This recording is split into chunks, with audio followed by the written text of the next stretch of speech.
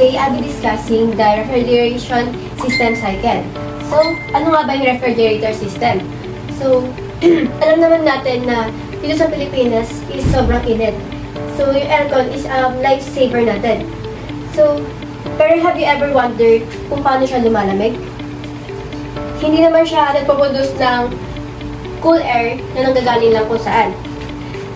So, instead na ginagamit yung refrigeration system cycle. Like, tinatanggal yung init dun sa loob ng room, then tinatapon sa labas. So, merong 4 na parts or components yung refrigerator system cycle. So, una yung compressor, condenser, expansion valve, then yung evaporator. So, ngayon, tatalakayin ko isa-isa kung ano yung mga function nila. So, una na yung compressor. So, dito sa compressor, ito yung parang heart ng aircon. Siya yung nagpupush ng refrigerant, tapos pinapainit at pinapa-high pressure. Parang siya yung nagpapa ng dugo, pero dito, refrigerant. So, may parts yung compressor. So, dito, ito yung suction pipe. Dito pumapasok yung low pressure, low temperature.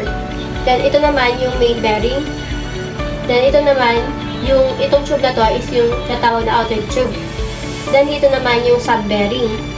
Then, ito, yung sa baba, ito yung oil pump. Then, ito naman, nasa gitna, is yung crankshaft. Then, dito lumalabas, ito yung discharge pipe. Dito lumalabas yung init. So, paglabas nung refrigerant is mainit na siya. So, high pressure, high temperature, super heat. Then, paglabas niya is vapor siya with 350 to 500 PSI. Then, after nun, nadaloy siya dito, papunta sa condenser. So, yung condenser, dito pupunta yung mainit na refrigerant galing sa compressor. So, dito lumalabas yung init na nanggagaling dun sa room.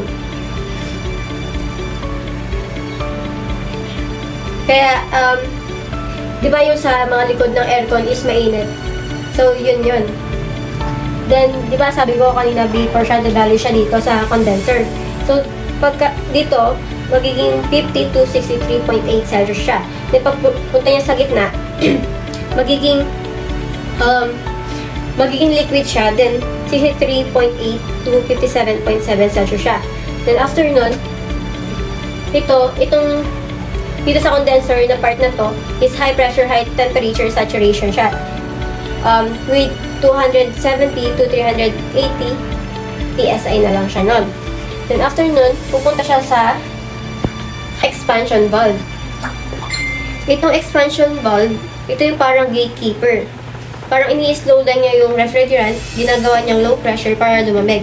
Parang may nag-swish sounds dun sa expansion valve. So, yung parts ng expansion valve, meron siyang refrigerant, diaphragm, ito naman yung capillary tube. Then, ito yung pressure compensating tube. Then, dito, makikita nyo yung paikot-ikot na yan yung spring. Then, itong bilog, ito yung ball valve. Then, itong kulay blue, yan yung metering orifice. Then, after nun, lalabas na yung low pressure, low temperature na liquid. So, yan. Low pressure, low temperature saturation siya with 69 to 75 PSI.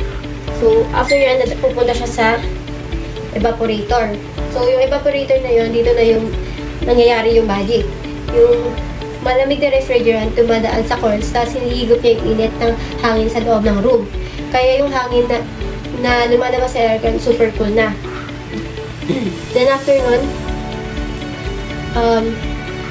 dito, dadaloy siya with 44 to 66 Celsius. And after nun, papunta sa bandang gitna na, magiging vapor na siya. Then, with 55 to 12.2 Celsius.